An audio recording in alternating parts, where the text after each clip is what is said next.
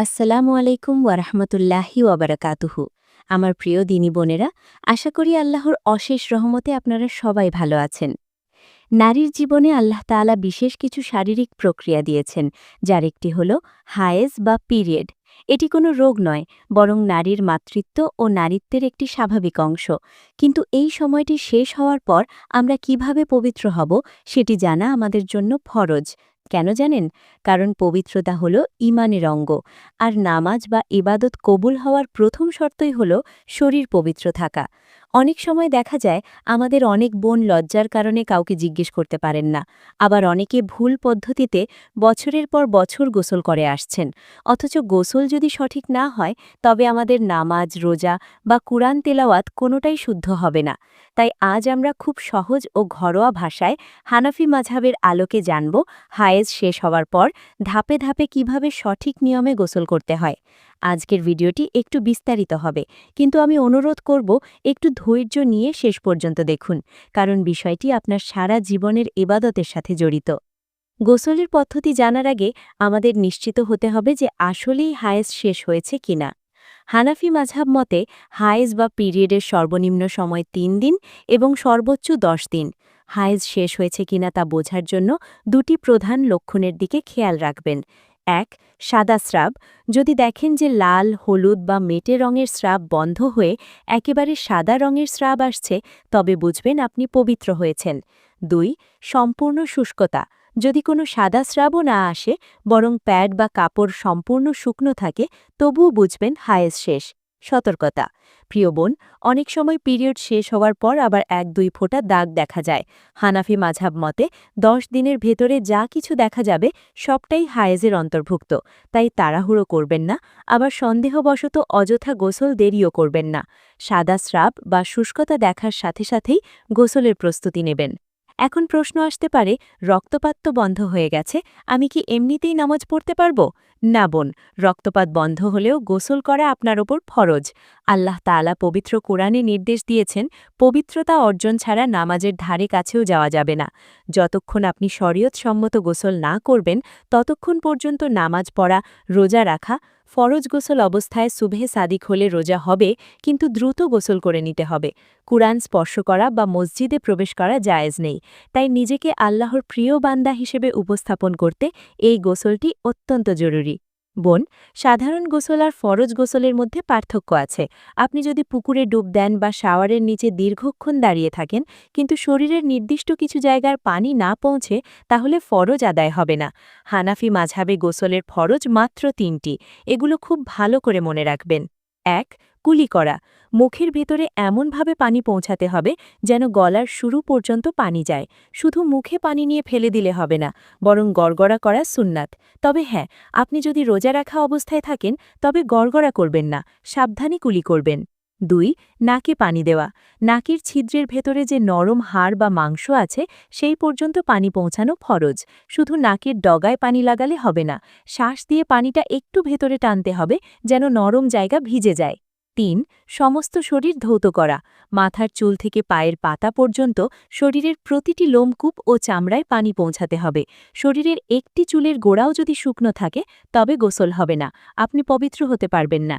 চলুন এবার আমরা একদম শুরু থেকে শেষ পর্যন্ত গোসলের পুরো প্রক্রিয়াটি ধাপে ধাপে শিখে নিই। এটি হানাফি ফিকহ অনুযায়ী সুন্নাত সম্মত পদ্ধতি। ধাপ ১. নিয়াত করা। মনে মনে সংকল্প করবেন, আমি নাপাকি থেকে পবিত্র হওয়ার জন্য গোসল করছি। মুখে উচ্চারণ করা জরুরি নয়, মনের ইচ্ছাই যথেষ্ট। ধাপ ২. বিসমিল্লাহ বলা ও হাত ধোয়া। বাথরুমে ঢোকার আগে দোয়া পড়বেন। এরপর গোসল শুরু করার সময় বিসমিল্লাহ বলে ২ হাতের কবজি পর্যন্ত ভালোভাবে ধুয়ে নেবেন। বিসমিল্লাহ মনে মনে বলাই শ্রেয়, যদি জায়গাটি অপবিত্র হয়। ধাপ ৩. নাপাকি পরিষ্কার করা। আপনার কাপড়ে বা শরীরে যদি কোনো নাপাকি, যেমন রক্ত লেগে থাকে, তবে আগে শুধু সেই জায়গাটি ধুয়ে পরিষ্কার করে নিন। ধাপ ৪. লজ্জাস্থান ধৌত করা। শরীরের অন্য কোথাও নাপাকি না থাকলেও প্রথমে লজ্জাস্থান ভালোভাবে ধুয়ে নেওয়া সুন্নাত, এটি পরিচ্ছন্নতা নিশ্চিত হয়। ধাপ ৫. অজু করা। এখন আপনি নামাজের মতো করে পূর্ণাঙ্গ অজু করবেন। ভালোভাবে কুলি করবেন, গড়গড়া সহ, নাকে পানি দেবেন নরম জায়গা পর্যন্ত, মুখমণ্ডল ও হাত ধোবেন। তবে হ্যাঁ, পায়ে পানি জমে থাকার মতো জায়গা হলে পা ধোয়াটা গোসলের শেষে করবেন। ধাপ ৬. মাথায় পানি ঢালা। অজুর পর প্রথমে মাথায় ৩ বার পানি ঢালবেন, যেন চুলের গোড়া পর্যন্ত ভিজে যায়। ধাপ ৭, শরীরে পানি ঢালা। এরপর ডান কাঁধের ওপর ৩ বার পানি ঢালবেন, তারপর বাম কাঁধের ওপর ৩ বার পানি ঢালবেন। এরপর বাকি সমস্ত শরীরে পানি ঢেলে ভালোভাবে হাত দিয়ে ডলবেন। খেয়াল রাখবেন যেন কোনো জায়গা শুকনো না থাকে। এই পর্যায়ে একটি বিষয় নিয়ে আমাদের মা বোনেদের মনে অনেক প্রশ্ন থাকে, তা হলো গোসলের সময় কি মাথার চুল বা বেনি খোলা ফরজ? খুব মনোযোগ দিয়ে শুনুন। হানাফি মাযহাবে নারীদের জন্য এই বিষয়ে একটু ছাড় দেওয়া হয়েছে, যা পুরুষদের জন্য নেই। যদি চুলে বেনি করা বা শক্ত করে বাঁধা থাকে, যদি আপনার চুল বিনুনি করা থাকে এবং আপনি নিশ্চিত হন যে বেনি না খুলেই চুলের গোড়ায় অর্থাৎ মাথার চামড়ায় পানি পৌঁছানো সম্ভব, তাহলে বেনি খোলার প্রয়োজন নেই। শুধু চুলের গোড়া ভিজলেই ফরজ আদায় হবে। বেনির ভেতরের বা নিচের চুল শুকনো থাকলেও গোসল হয়ে যাবে। যদি চুল খোলা থাকে তবে চুলের আগা থেকে গোড়া পর্যন্ত প্রতিটি চুল ভেজানো ফরজ। তখন কোনো চুল শুকনো থাকলে গোসল হবে না। অতিরিক্ত ঘন চুল হলে, যাদের চুল খুব ঘন, তারা আঙুল দিয়ে চুলের গোড়ায় পানি পৌঁছানোর চেষ্টা করবেন। শাওয়ারের নিচে দাঁড়িয়ে আঙুল চালিয়ে নিশ্চিত করবেন যে মাথার চামড়া ভিজেছে।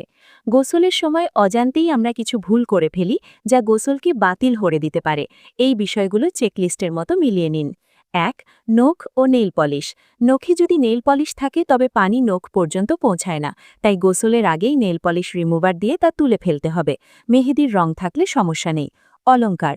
কানে বা নাকে যদি ছিদ্র থাকে এবং তাতে গয়না থাকে, তবে গয়না নেড়েচেড়ে ছিদ্রের ভেতরে পানি পৌঁছাতে হবে। যদি গয়না খুব টাইট হয়, তবে তা খুলে পানি পৌঁছানো ফরজ। ৩. নাভি ও বগলের নিচে।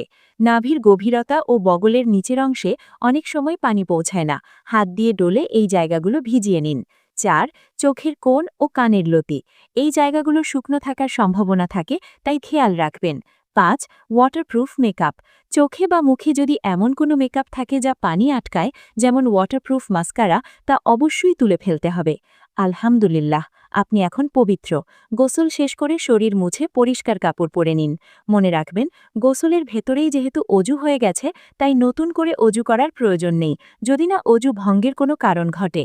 আপনি এই গোসল দিয়েই সরাসরি নামাজ পড়তে পারবেন, কুরআন তেলাওয়াত করতে পারবেন এবং সিজদা দিতে পারবেন। গোসলের পর দ্রুত নামাজ আদায় করে আল্লাহর কাছে শুকরিয়া আদায় করুন যে তিনি আপনাকে সুস্থতা ও পবিত্রতা দান করেছেন। আমিন। প্রিয় বোন, এত নিয়ম শুনে হয়তো ভাবছেন, এত কিছু মনে রাখা কি সম্ভব? ভয় পাবেন না, আল্লাহ দিনকে আমাদের জন্য সহজ করেছেন। মূল কথা হলো সতর্কতার সাথে সারা শরীরে পানি পৌঁছানো। আপনি যখন নিয়মিত এই নিয়মে গোসল করবেন, তখন এটি আপনার অভ্যাসে পরিণত হবে। লজ্জা পেয়ে না জেনে ভুল আমল করার চেয়ে জেনে নিয়ে সঠিক আমল করা অনেক বেশি সম্মানের। আল্লাহ তাআলা পবিত্রতা অর্জনকারীদের ভালোবাসেন। আজকের এই ভিডিওটি হয়তো আপনার, আমার বা আমাদের পরিচিত কোনো বোনের অনেক বড় উপকারে আসতে পারে। তাই অনুরোধ করব, ভিডিওটি আপনার মা, বোন বা বান্ধবীদের সাথে শেয়ার করুন। এটি আপনার জন্য সাদকায়ে জারিয়া হতে পারে। যদি কোনো বিষয় বুঝতে অসুবিধা হয় বা আপনার মনে কোনো প্রশ্ন থাকে, তবে নিচে কমেন্ট বক্সে ভদ্র ও শালীন ভাষায় লিখে জানাতে পারেন। আমরা ইনশাআল্লাহ উত্তর দেওয়ার চেষ্টা করব। এমন আরও শিক্ষামূলক ভিডিও পেতে আমাদের চ্যানেলটি সাবস্ক্রাইব করে পাশে থাকার অনুরোধ রইল। আল্লাহ আমাদের সবাইকে সঠিক উপায়ে পবিত্রতা অর্জন করে তার ইবাদত করার তৌফিক দান করুন। আমিন। আসসালামু আলাইকুম ওয়া রাহমাতুল্লাহি ওয়া বারাকাতুহু।